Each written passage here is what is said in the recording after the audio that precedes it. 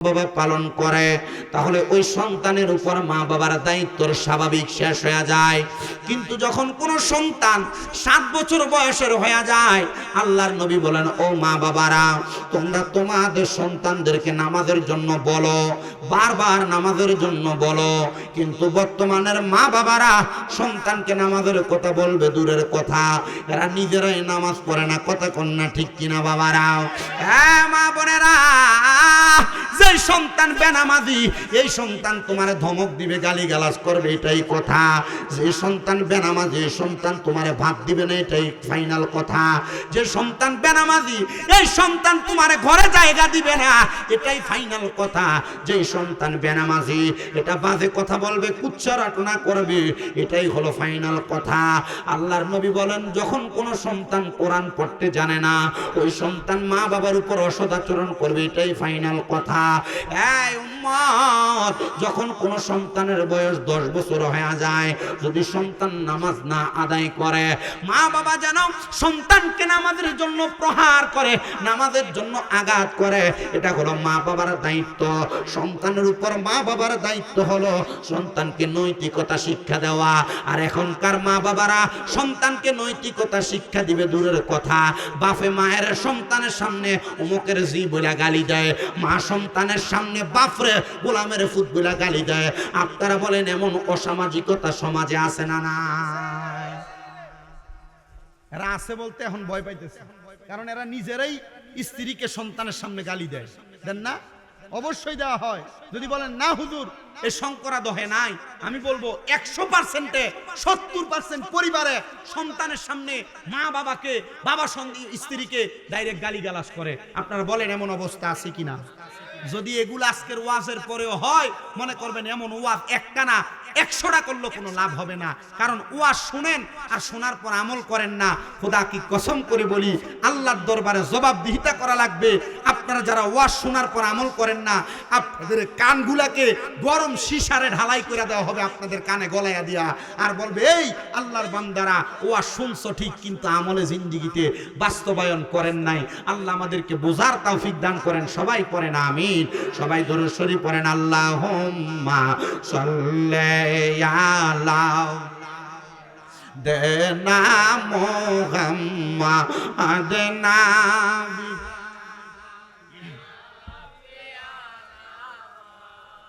লানা মোহাম্মদ আমরার বাড়ি বাংলা দেশে, নবী আপনার বাড়ি মদিনায়।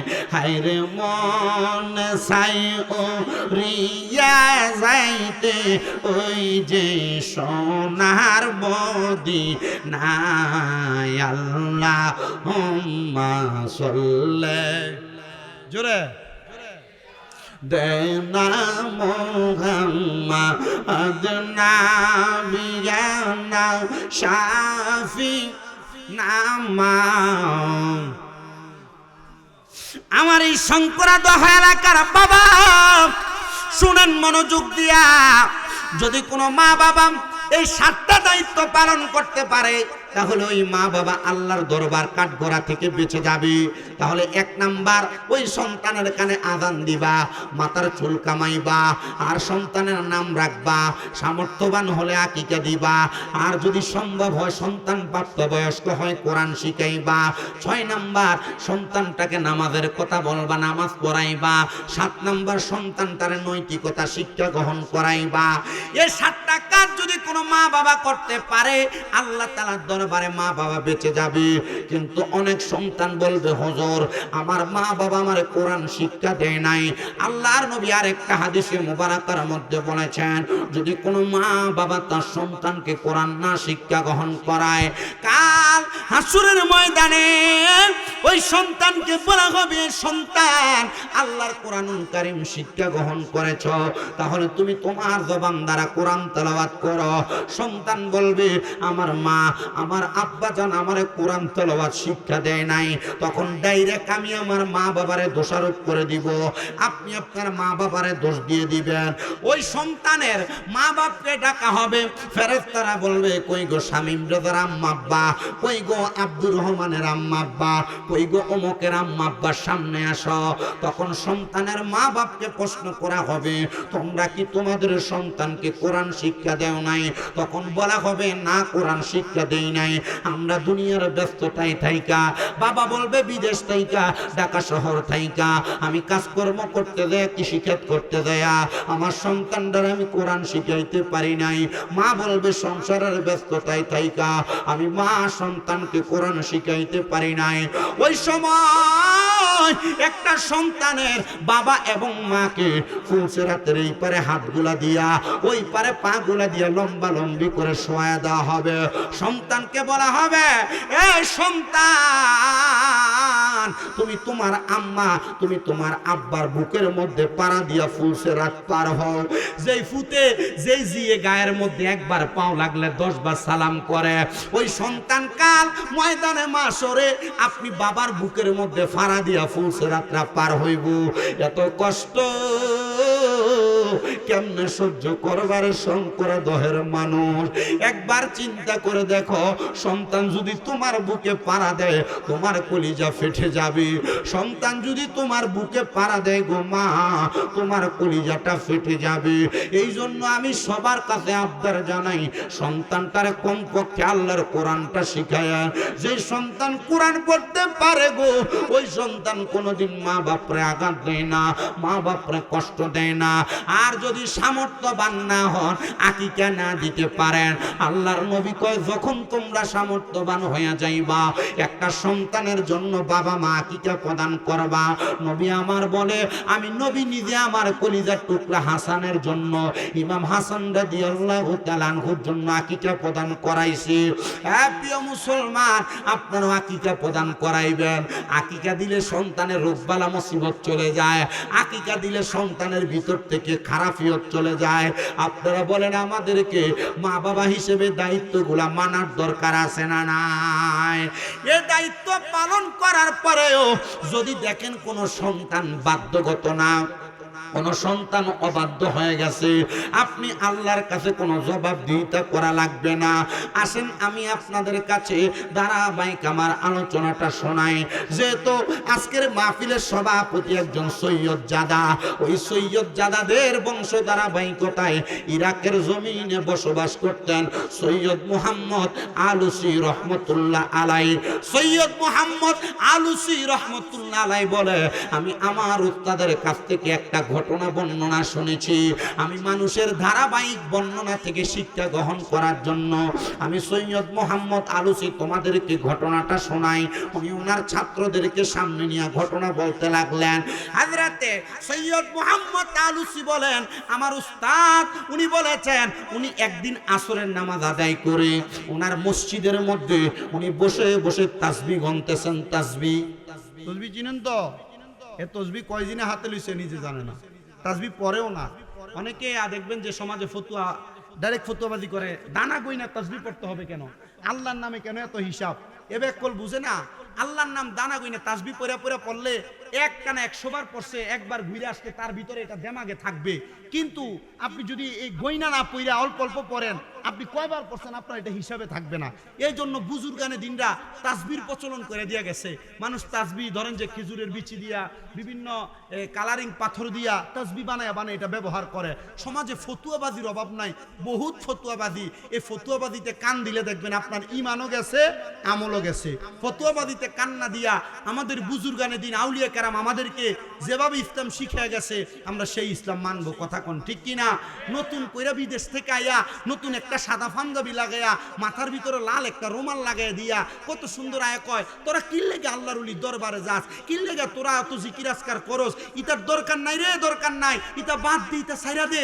আল্লাহর ওলির দরবারে যাওয়া বেদাত, ওলিয়া উলিয়ার দরবারে মাথারে যাওয়ান বেদাত, মিলাদ করন বেদাত, কিয়াম করন বেদাত। তো দাঁত কোনটা কস না?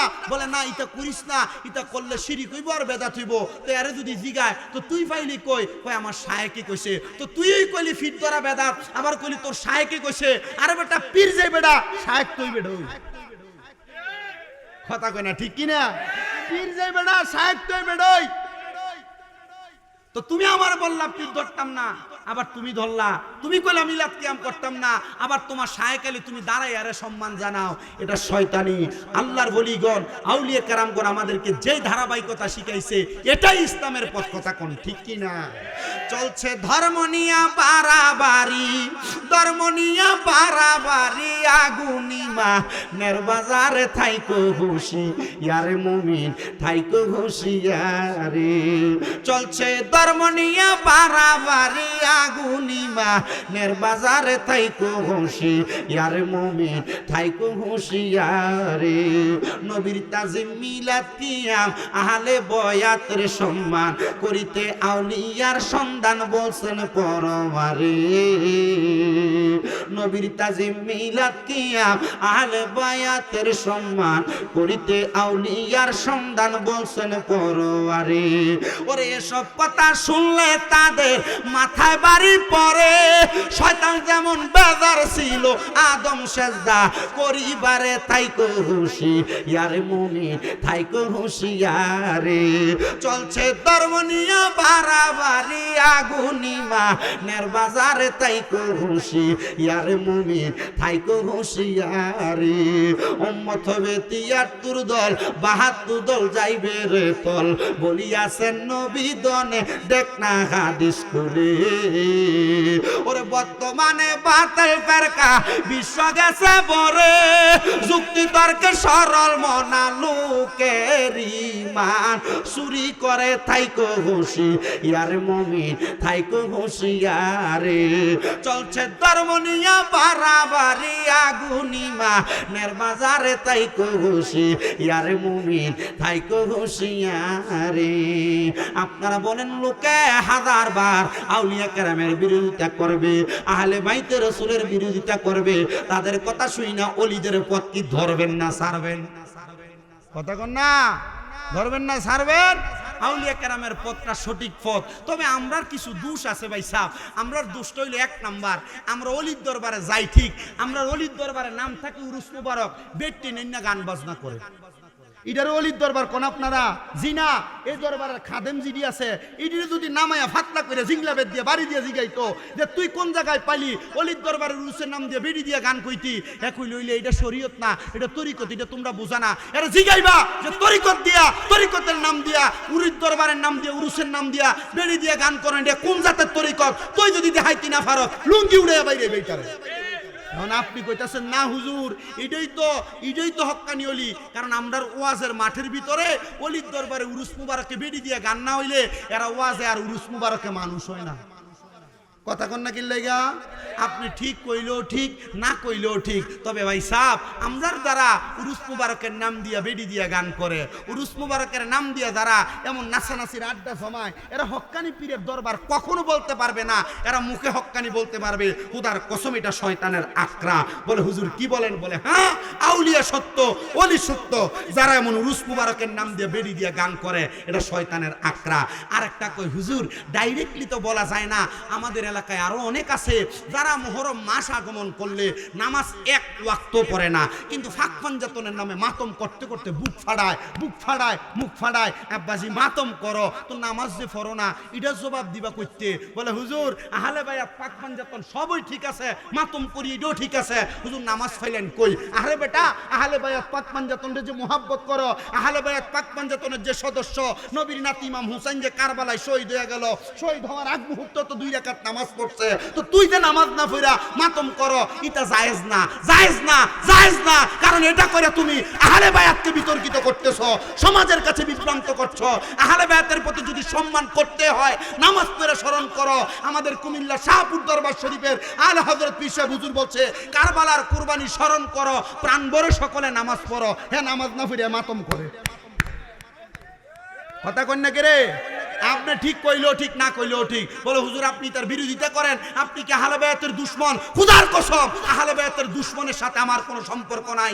আহলে বায়াতের সাথে যে দুশমনি করে, আমি তার পিছনে নামাজ পড়ি না, তার সাথে মুসাফা করি না, তারা সালাম দেই না। আহলে বায়াতের সাথে যারা দুশমনি করে এদেরকে দেখলে কথাও বলি না। কিন্তু যারা আহলে বায়াতের ভালোবাসি নাম দিয়া, মাতমের নাম দিয়া, বেনামাজি সাজ্জা সমাজে বিভ্রান্ত ছড়ায়, এদেরকেও আমরা পছন্দ করি। কথা কি বুঝছেন আপনারা? এখন আপনার কাছে কথাইব কি হুজুর আনলো, এটা তো শরীয়তের মোল্লা। আব্বা আমি শরীয়তের মোল্লা না, আমি শরীয়ত বুঝি, তরিকত বুঝি, হাকিকত বুঝি, মারেফত বুঝি, ভণ্ডামিও বুঝি। কিন্তু শরীয়ত, তরিকত, হাকিকত, মারেফতের নাম দিয়া যারা ভণ্ডামি করবা, আব্বা আমি এটারে বুঝি না। কথা কন না, ঠিক কিনা? ঠিক কিনা? আহলে বায়াতরে ভালোবাসেন তো? আহলে বায়াতরে যে ভালোবাসেন, আপনি মাতম করুন, ঠিক আছে।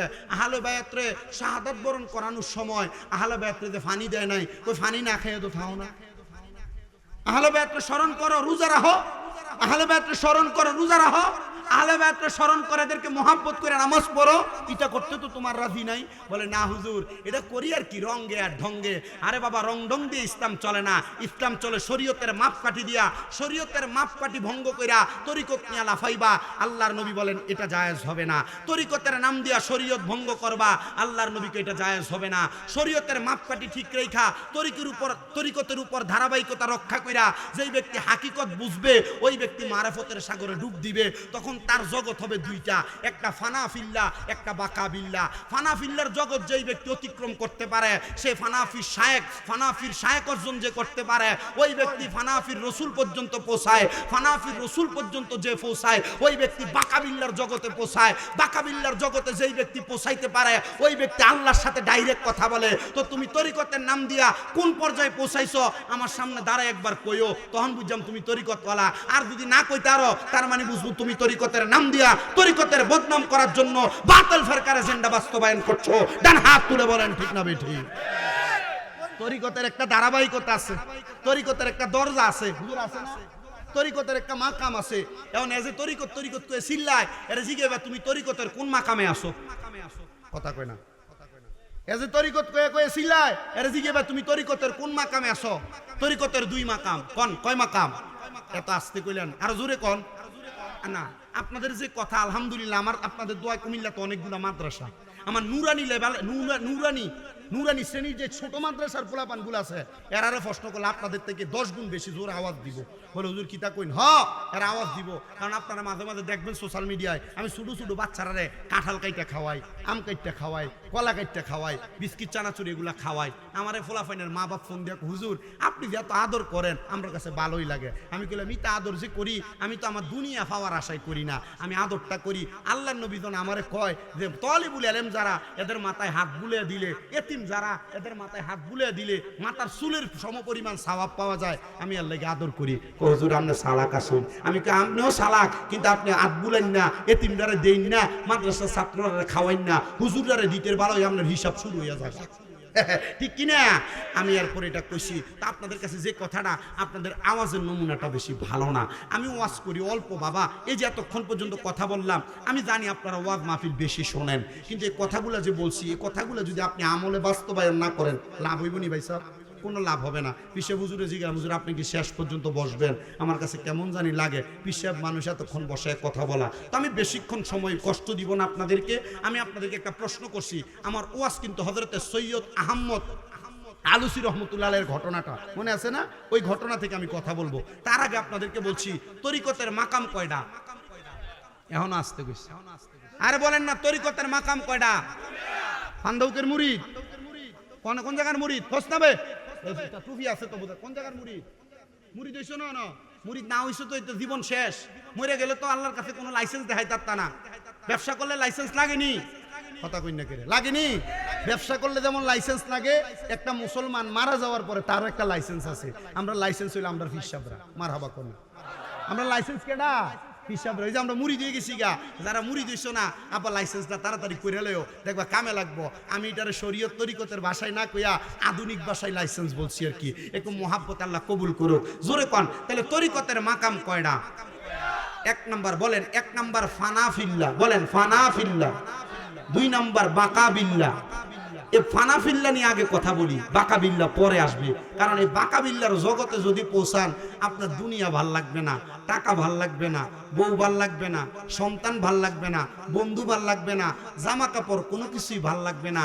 আপনি মাওলারে পাওয়ার জন্য জংলায় যাবেন, গুহায় যাবেন, দুনিয়ার মানুষের সামনে থাকবেন না। এটা বাকাবিল্লার জগৎ। আপনি যখন চোখ বন্ধ করবেন, মাওলার সাথে ডাইরেক্ট কথা বলবেন। এটা বাকাবিল্লার জগৎ। আমাদের মূল ধারা হইল ফানাফিল্লা। বলেন, আমাদের মূল ধারা কি? ফানাফিল্লা। তরিকত তো বহুত গ্রহণ করছেন। সারা বাংলাদেশে আমার যত ভক্ত আছে, আমি এরারে কইছি তরিকত গ্রহণ করছো, কিন্তু তরিকতের দুই মাকাম যদি না বুঝো, তোমার তরিকতের কোনো দাম নাই। শুনবা মনোযোগ দিয়া। ফানাফিল্লার দুই মাকাম। বলেন, ফানাফিল্লার কয় মাকাম? প্রথম কইছি তরিকতের কয় মাকাম? দুই মাকাম। একটা ফানাফিল্লা, একটা বাকাবিল্লা। বাকাবিল্লা আমরা পৌঁছাইতে পারবো না, কিন্তু ফানাফিল্লার দুই মাকাম। বলেন না, ফানাফিল্লার কয় মাকাম? দুই মাকাম। এ ফানাফিল্লার দুই মাকাম। এক মাকাম হইল ফানাফির শায়েক, আরেক মাকাম হইল ফানাফির রসুল। জোরে কোন মারহাবা। তাহলে ফানাফিল্লার দুই মাকাম। একটা হইল ফানাফির শায়েক, দুই নম্বর হইল ফানাফির রসুল। ফানাফির রসুল পর্যন্ত পৌঁছামু পরে, আগে ফানাফির শায়েক অর্জন করা লাগবে। ফানাফির শায়েক অর্জন করা ছাড়া কোনো ব্যক্তি ফানাফির রসুল পর্যন্ত পৌঁছাইতে পারে না। এ ফানাফির শায়েকের আবার দুই মাকাম। মারহাবা। ফানাফির শায়েকের কয় মাকাম? দুই মাকাম। একটা হলো সিরতে ফানা, একটা হলো সুরতে ফানা, আর একটা হলো সিরতে ফানা। সুরতে ফানা হইল আপনার পীর যেমন পোশাক পরে, আপনার পীর যেমন টুপি পরে, আপনার পীরের সুরতে সুরত গ্রহণ করার নাম হইল সুরতে ফানা। নাম কি? সুরতে ফানা। এই সুরতে ফানা হইল ফানাফি শায়েকের একটা অংশ। এবার কোন মানুষ তার পীর যেমন ভাবে নামাজ পড়ে, তার পীরের খাসিয়ত 5 ওয়াক্ত নামাজ পড়া, তার পীরের খাসিয়ত ফজরের আগে তাহাজ্জুদ পড়া, তার পীরের খাসিয়ত ফজরের পরে চাশতের নামাজ পড়া, তার পীরের খাসিয়ত মাগরিবের আওয়াবিনের নামাজ পড়া, তার পীরের খাসিয়ত 5 ওয়াক্ত নামাজের পরে জিকির আজকার করা। ঠিক পীর যেভাবে আমল করে, মুরিদ সেইভাবে আমল করার নাম হইল সিরতে ফানা। এই সিরত আর সুরতে ফানা যখন কোনো ব্যক্তি হয়ে যায়, ওই ব্যক্তি ফানাফি শায়েক অর্জন করে ফেলে। ধরে বলেন মারহাবা। এই ফানাফি শায়েক যে অর্জন করে, তখন তার পীর তারা দেখলে তারা পছন্দ হয়। আমার এই মুরিদরা তো বড় ভালো, আমার এই মুরিদরা নামাজ পড়ে, পাঞ্জাবি পরে, দাড়ি রাখে, টুপি পরে, পাগড়ি পরে, আমার মতো রোজা রাখে, আমার মতো নামাজ পড়ে। তখন পীর তারা ডাক দেয়। ডাক দিয়া পীরের সাথে মুরাকাবা করানোর জন্য, মুশাহাদা করানোর জন্য আন্দর মহলে ডাকে। তবে পীর যদি কোনো বেড়ি মুরিদ আন্দর মহলে ডাকে, এটা পীর না, এটা শয়তান। পীর যদি তার মুরিদ পুরুষে ডাক দেয়, এটা হক্কানি পীর। যেই পীর বেড়ি লইয়া বইয়া থাকে, এটা কখনো হক্কানি পীর হইতে পারে? আপনারা আসতে কইছেন, আর জোরে কন্যা পারে? আপনাদের কাছে কথাগুলা কষ্টের মনে হইতে পারে, খারাপ মনে হইতে পারে। আচ্ছা আব্বা, একটা মুরিদ, এটা মহিলা, এটার লোকে যদি ফিরে ফর্দা না করে, শরীয়ত বজায় না রাখে, আচ্ছা এটা কি আর মুরিদি আর ফিরি হইল? ফিরগিরি আর মুরিদি হয় নাই? বলে হুজুর কি বলেন, পীর মুরিদি বাপজির মাঝে কি এর পর্দা? আরে পর্দা! রাহমাতুল্লিল আলামিন নবীর দরবারে মহিলা আসতেন, উস্তুনে হাদার মাঝখান দিয়া সাদা কাপড় লটকানো থাকতো। বর্তমানে এভাবে থাকে। মুরিদরা মহিলারা যখন আসতেন, পীর রাহমাতুল্লিল আলামিন নবী একদিকে, নবী যা বলতেন তারা পর্দার আড়াল থেকে মানতেন। এটা পীর মুরিদি। একসাথে বেরিয়ে বইয়া লইয়া খাওয়ান, এটা পীর মুরিদি না, এটা শয়তানি। কথা কন না ঠিক কিনা? ও আব্বা, মনোযোগ দিয়া শুনেন। মুরিদদের সামনে লইয়া বইয়া থাকা ফিরসাব সিগারেট ধরাই দিয়া টানন, এটা পীর মুরিদি না, এটা শয়তানি। বলে হুজুর বলেন কি? আরে পীর যদি সিগারেট খায়, মুরিদ গাঞ্জা খাইব। পীর যদি বেরিয়ে বইয়া থাকে, মুরিদ বেরিয়ে হইতে থাকবো। এটা পীর মুরিদি বলেন আপনারা, হক্কা নাই, এগুলা শয়তানি। আল্লাহ আমাদের বুঝার তৌফিক দান করে। অনেকে চিন্তা করতেছে হুজুর কোন কিতা, আমরা তো এলাকাতে আমরা অমুক ফির আছে, অমুক ফির আছে, এই ফিরতে এটা করে। আরে বেটা, মাথায় রাখো, মনে রাখো, তোমার পীর যদি তোমারে নিয়ে এই সমস্ত শরীয়ত বহির্ভূত কাজ করে, তো পীর জান্নাতে যাইব দূরের কথা, তোমারে নিব দূরের কথা, পীর নিজেই জান্নাতে যাইতে পারবে না। কষ্ট হইতেছে আপনারা? অসুবিধা হইতেছে আপনারা?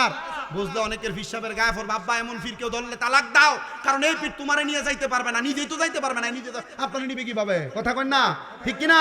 আল্লাহ আমরা বুঝার তৌফিক দান করেন, আমিন করেন। তো আমি যেই কথা বলতেছিলাম, ফানাফি শায়েক অর্জন করলে আপনার পীর আপনার মুরাকাবা শিখাইবো। এখানে বহুত মুরিদান বইয়া রয়েছেন, বহুত দরবারের হিসাবের মুরিদ আছেন। মুরাকাবা কেমনে করে জানুননি?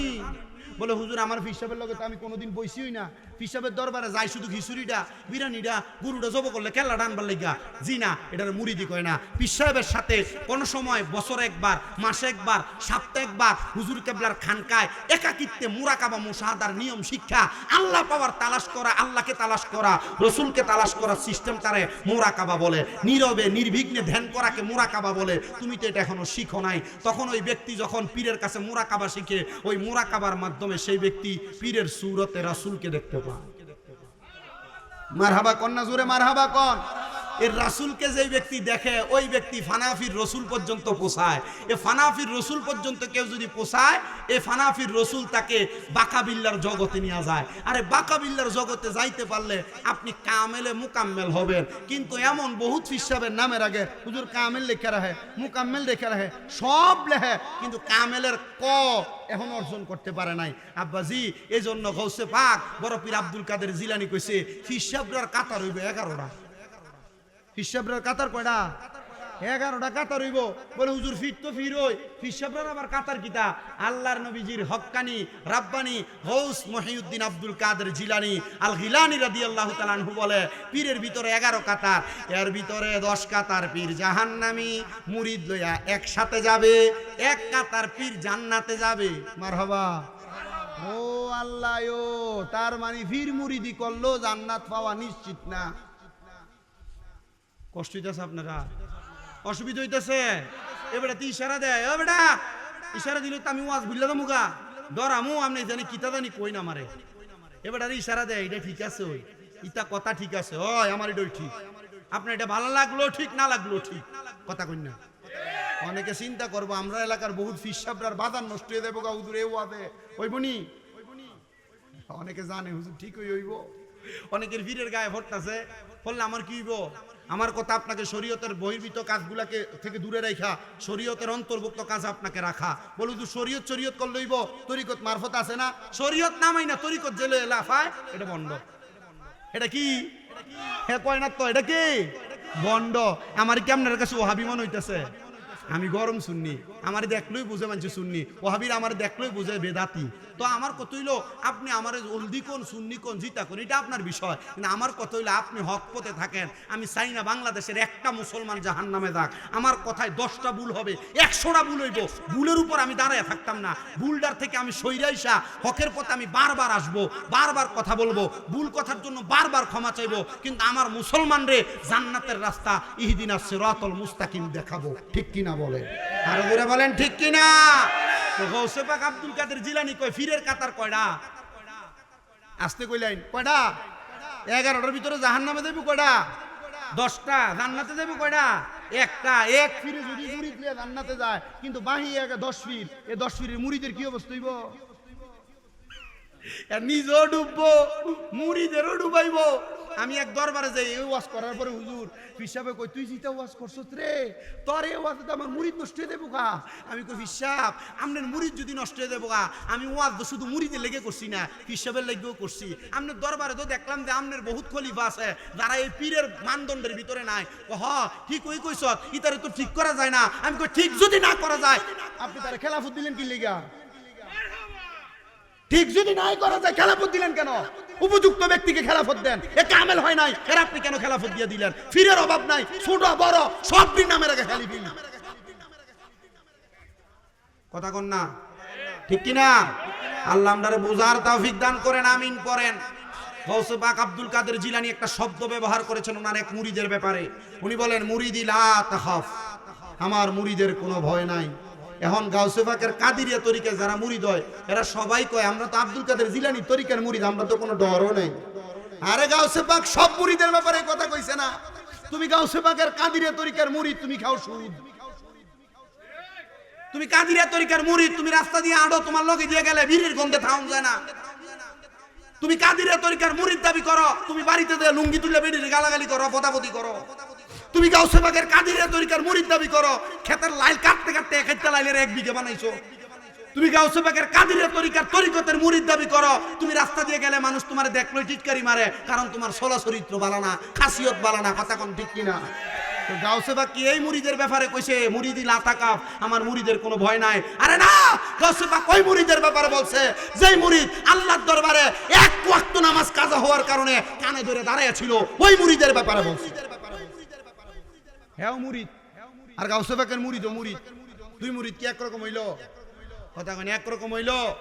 হযরতে সৈয়দ আহমদ উনি বলতেছেন, শোনো, আমি আমার ওস্তাদের কাছে শুনছি, আমার ওস্তাদ বলছে ওনার এক ভক্ত, ওনার এক মুরিদ ইন্তেকাল করছে, কিন্তু মুরিদ যে ইন্তেকাল করছে তার একটা সন্তান রাইখা গেছে যার বয়স হলো মাত্র 5 বছর।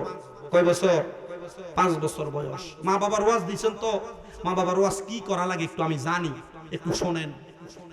ওই 5 বছরের মুরিদ, মুরিদের সন্তান এবং স্ত্রী, সবাই একটু জবান খুলে দুরূদ শরীফ আদায় করেন, আল্লাহুম্মা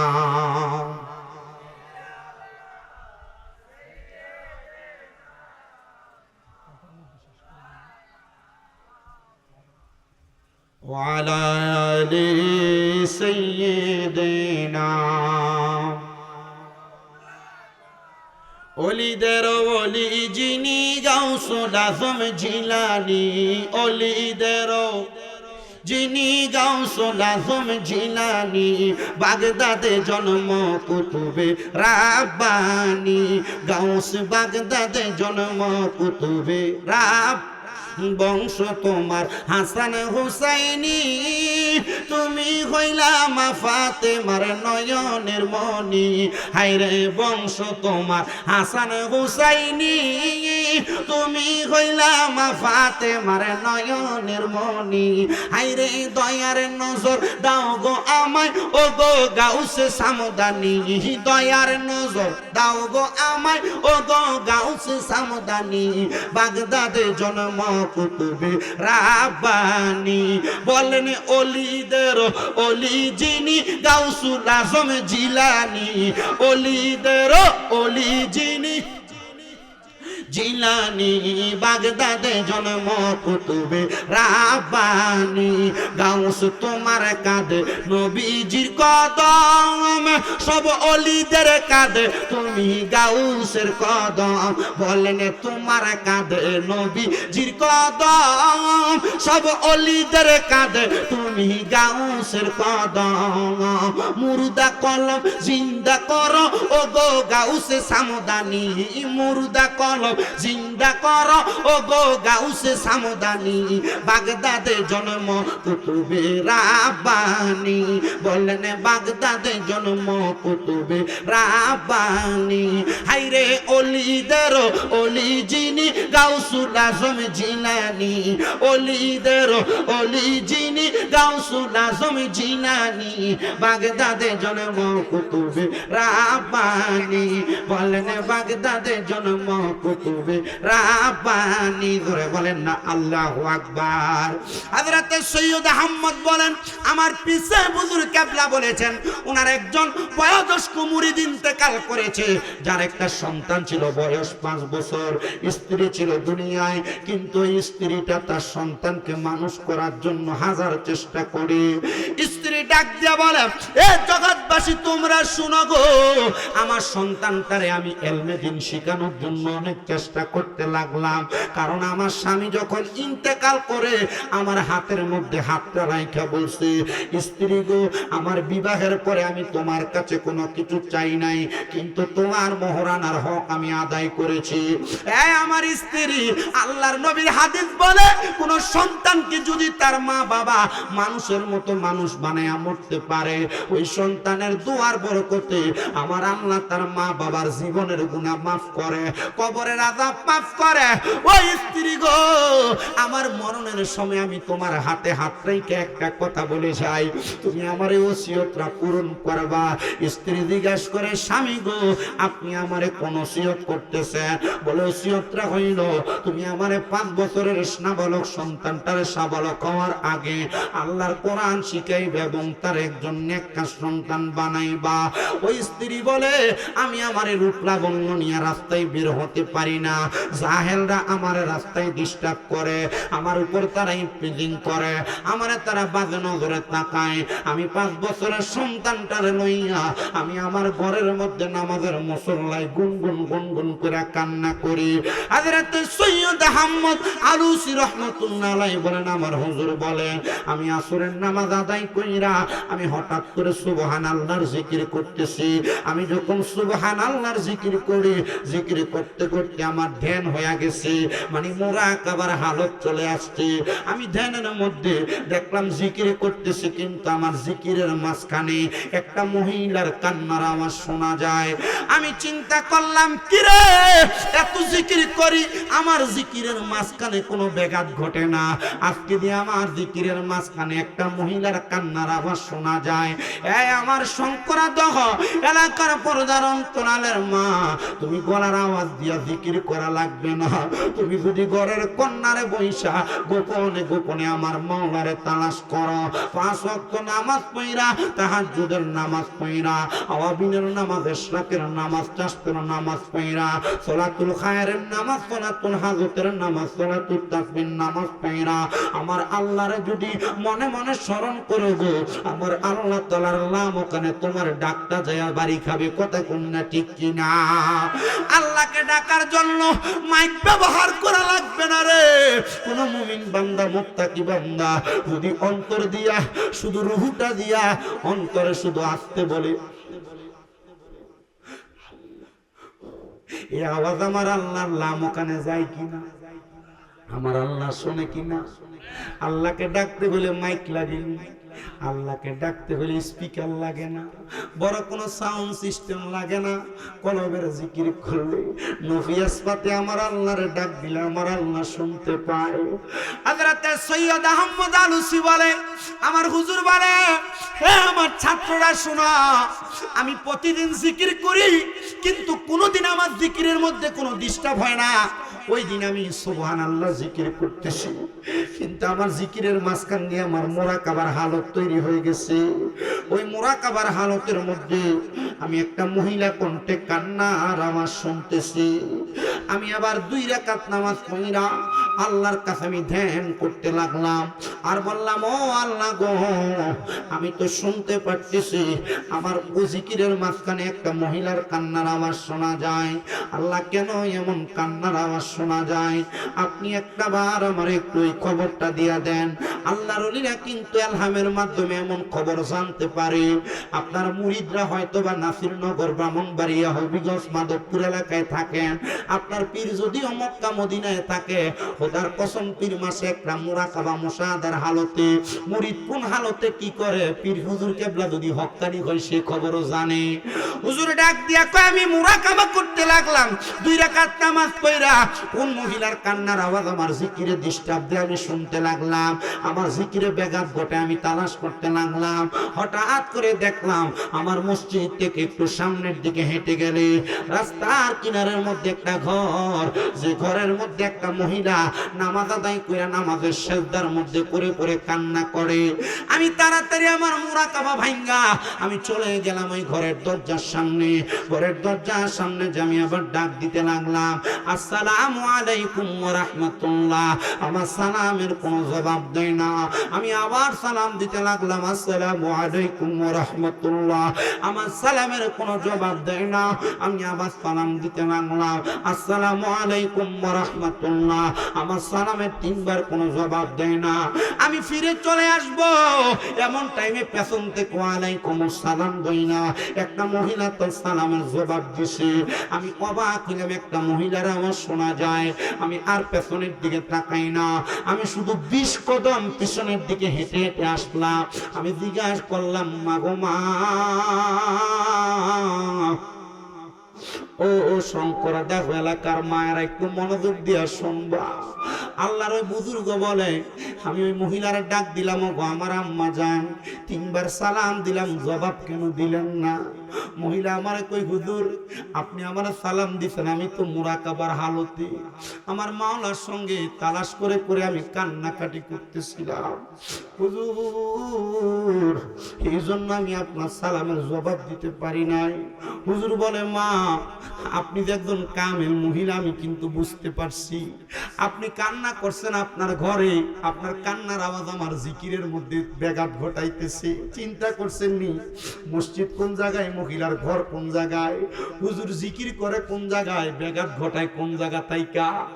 ও মা আপনি কেন কান্না করেন গো? আপনার কান্নার আওয়াজ আমার আল্লাহর আরশ পর্যন্ত পৌঁছে গেছে। চিন্তা করছেন নি রে বাবা?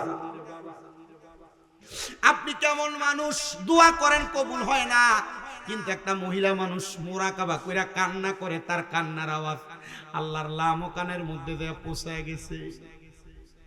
কেমন কামেল হয়ে গেছে? এমন কামেল তো আমরা হইতে পারি না।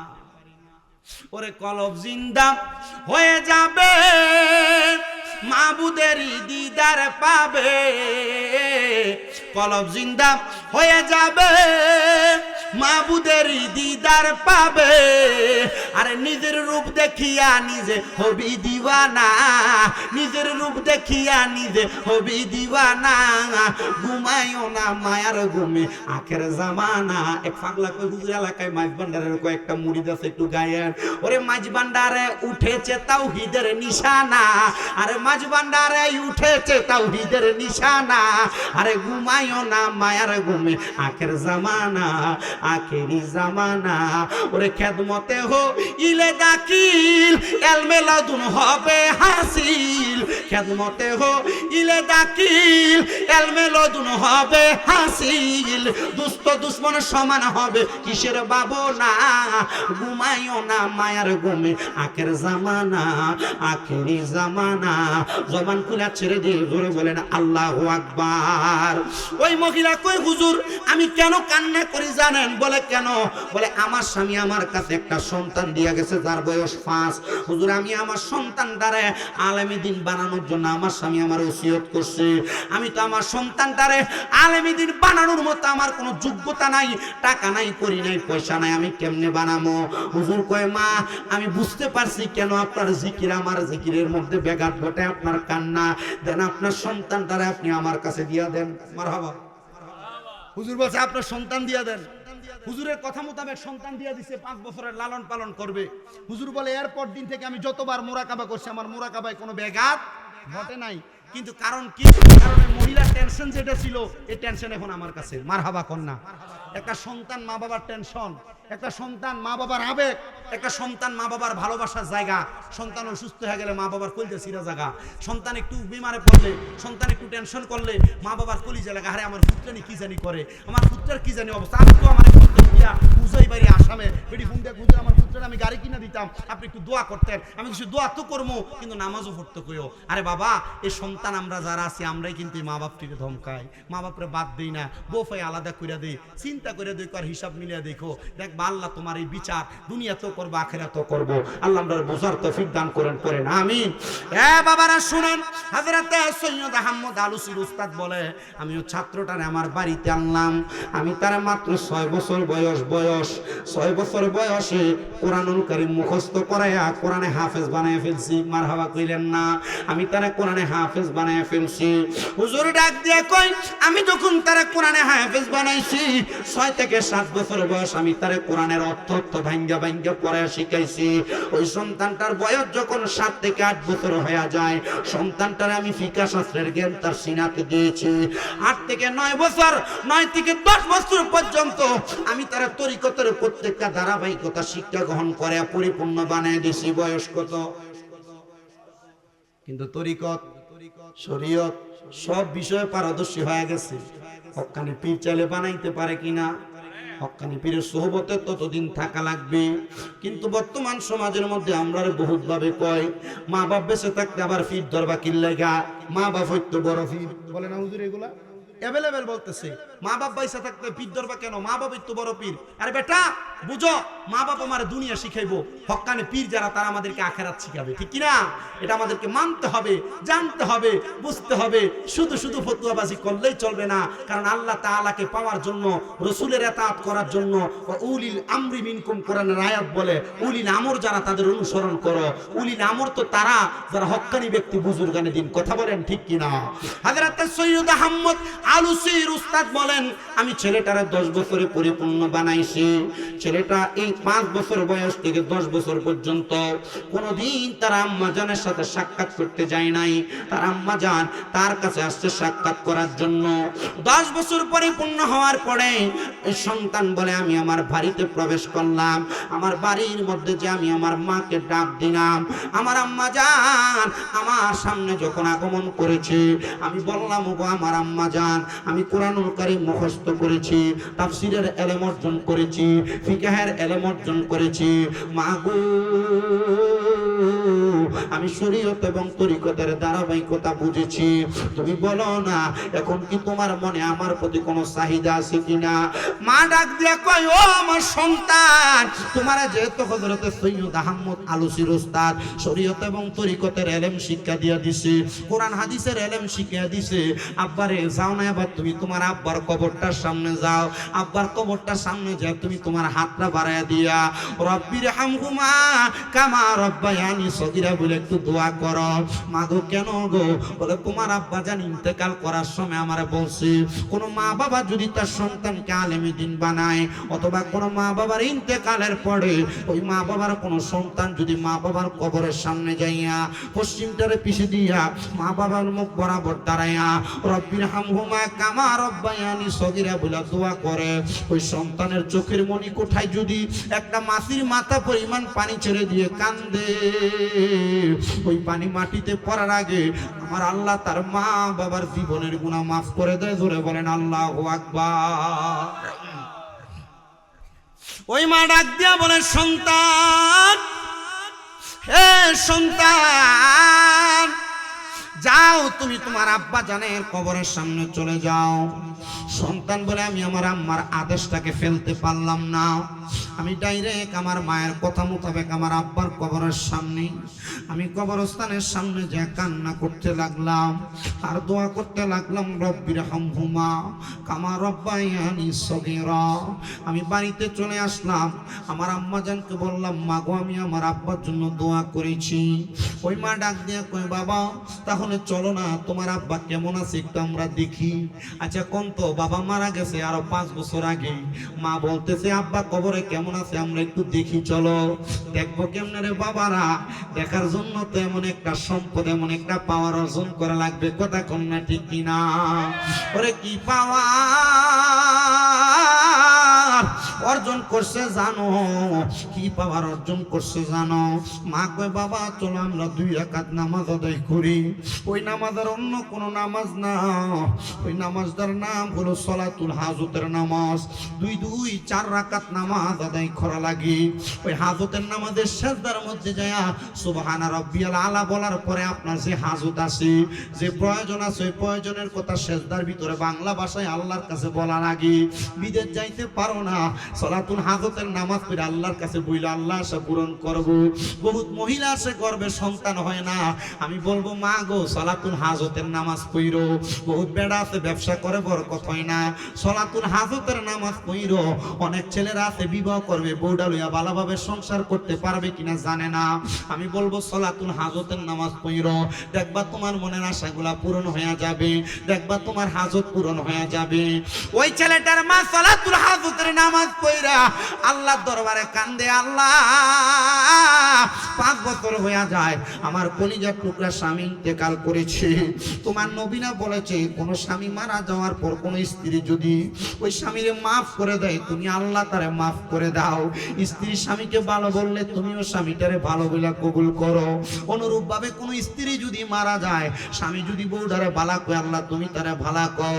স্ত্রী মারা যাওয়ার পর স্বামী যদি ওই স্ত্রীরে মাফ করে দেয়, তুমি আল্লাহ করলো তারে মাফ করে দাও। আল্লাহ গো, আমার স্বামীটা মারা গেছে 5 বছর, ওসিয়ত করছে ছেলেকে আলেম বানানোর জন্য বানাইছি। আল্লাহ গো, সলাতুল হাজতের নামাজ পড়া তোমার কাছে এত দোয়া করি, এত কান্দি, তুমি একটাবার কও না আমার স্বামীটা কবরে কেমন আছে। বন্ধুরে আমার, ও আমার শঙ্করা দহ এলাকার পর্দার অন্তরালের মা, মুরব্বী বাবা, এই ছোট ছোট মাসুম বাচ্চারা, যুবক নওজোয়ানের একটু মনোযোগ দিয়ে শোনো। মহিলাটা কান্না করতে করতে যখন এভাবে আল্লাহর কাছে আবদার করে, ওই মহিলাটা কিছুক্ষণ পরে আল্লাহু আকবার বলে একটা চিৎকার দিছে। ওই ছেলে ডাক দিয়া কই, যখন আমার মা আল্লাহু আকবার বলে চিৎকার দিছে, আমি আমার মার সামনে গেলাম, আমার মারে দূরে দেখলাম, আমার মা কোনো নিঃশ্বাস ফেলে না। আমার মাও নামাজের সাজদার ভিতরে ইন্তেকাল করছে। করেন ইন্না লিল্লাহি ওয়া ইন্না ইলাইহি রাজিউন। একটা জবানও বন্ধ নাই, জোরে পড়েন ইন্না লিল্লাহি ওয়া ইন্না ইলাইহি রাজিউন। এত আস্তে পড়েন না, জবান খুলে জোরে পড়েন ইন্না লিল্লাহি ওয়া ইন্না ইলাইহি রাজিউন। ওই সন্তানের মা যখন ইন্তেকাল করছে রে, সন্তান বলেন জগৎবাসী, আমার মাও নাই, আমার আব্বু নাই, আমি আমার মা বাবার জন্য দোয়া করতে লাগলাম। সন্তান কিন্তু কয়েকটা বিষয়ে পারদর্শী। 1 নাম্বার কোরআনে হাফেজ, 2 নাম্বার কোরআনে তাফসির জানে, শরীয়তের ইলমও আছে, তরিকত হাকিকত মারফতের ইলমও আছে। ওই ছেলে বলে, আমার মায়ের ইন্তেকালের পরে আমি মুরাকাবা করতে লাগলাম আল্লাহর দরবারে, আল্লাহর দরবারে মুরাকাবা করে করে কান্না করতে লাগলাম। আমি যখন কান্না করি না বাবা, আমার আম্মা জান দুনিয়ার জমিনের মধ্য থেকে যখন ইন্তেকাল করলো, আমি মুরাকাবার মধ্যে দেখলাম আমার আম্মা এবং আমার আব্বা জান জান্নাতের একটা ফুলের বাগানের মধ্যে ঘোরাফেরা করতেছে। হাই রে, এমন কেন? তখন আমার আল্লাহ তাআলার দরবার থেকে আমারে ক্ষমতা দেওয়া হলো, আমি আমার মা বাবার সঙ্গে কথা বলতে লাগলাম। ও মা গো, আপনাদের এমন কেন অবস্থা? আমার মা বাবা আমার জবাব দেয়, একটাই মাত্র কারণ, তোমার মতো একটা নেককার সন্তান দুনিয়াতে রেখে আসছি, এই জন্যই না আমার আল্লাহ তাআলা আমরা মা বাপরে কবরে ভালো রাখছি। আজকের মাহফিল যারা করাইতেছে, দুলাল মিয়া, বাবুল মিয়া, ইউসুফ মিয়া, তারাই তো নাকি? দুলাল মিয়া, বাবুল মিয়া, ইউসুফ মিয়া, আম্মা আব্বা তারা দুনিয়াতে বেঁচে আসেনি, মাও নাই, বাবাও নাই।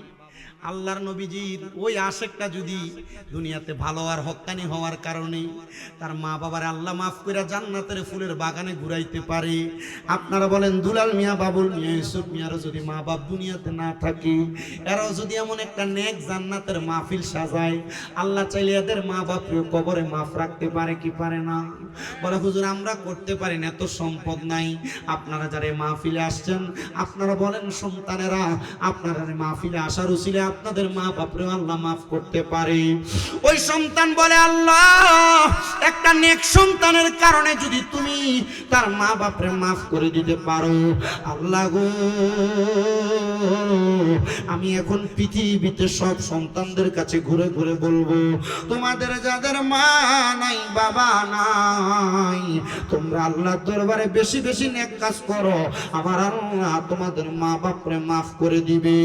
কিন্তু এখানে এমন অনেক সন্তান আছে, গত 1 বছরে মা বাবার কবরের সামনে দিয়ে দাঁড়াইছে কিনা সন্তান বলতে পারবে না।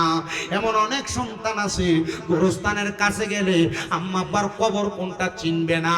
এমন অনেক সন্তান আছে রে, এখান থেকে বাড়িতে যাওয়ার পর তাদের মারে দেখবে না, বাবারে দেখবে না। কিন্তু অনেক সন্তান এখানে আছে, মা বাপরে ভাত দেয় না।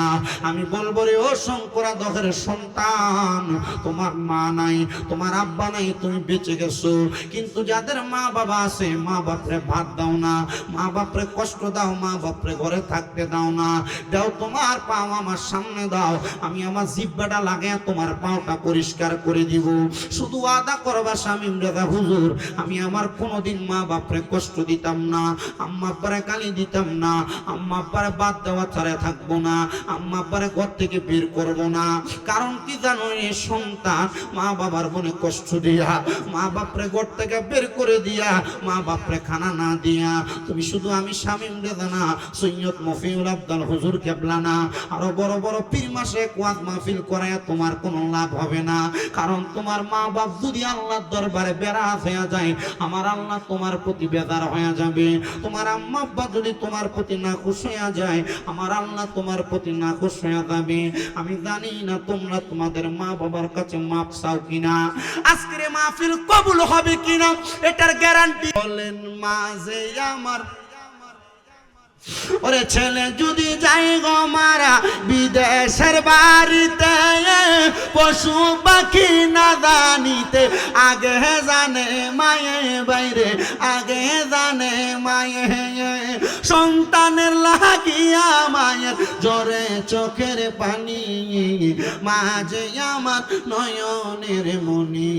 বলেন মাঝে আমার মেরে মনি, বলেন আল্লাহর পরে নবী আমার, আল্লাহর পরে নবী আমার, তারে পরে মা জননী, মাঝে আমার।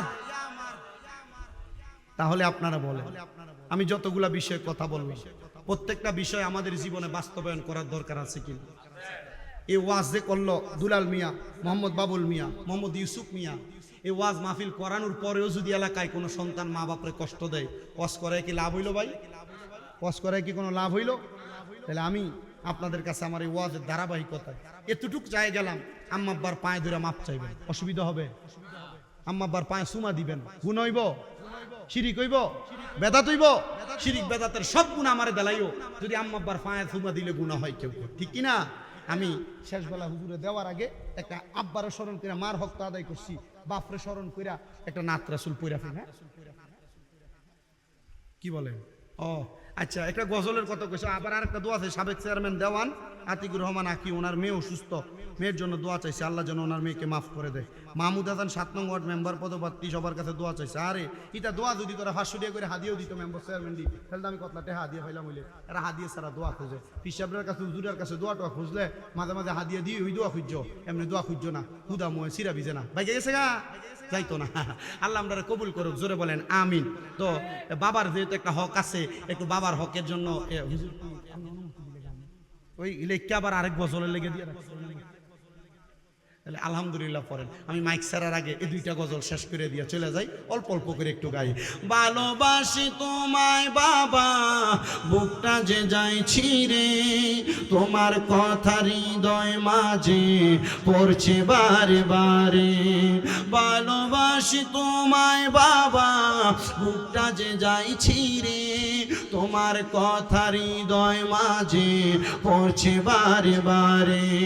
বাবা গো, ও বাবা, বাবা গো, ও বাবা, ওরে দরজাটা খুলতে খেয়ে যাই ধোকা, বাবা বুঝি বলছে এলে নাকি খোকা।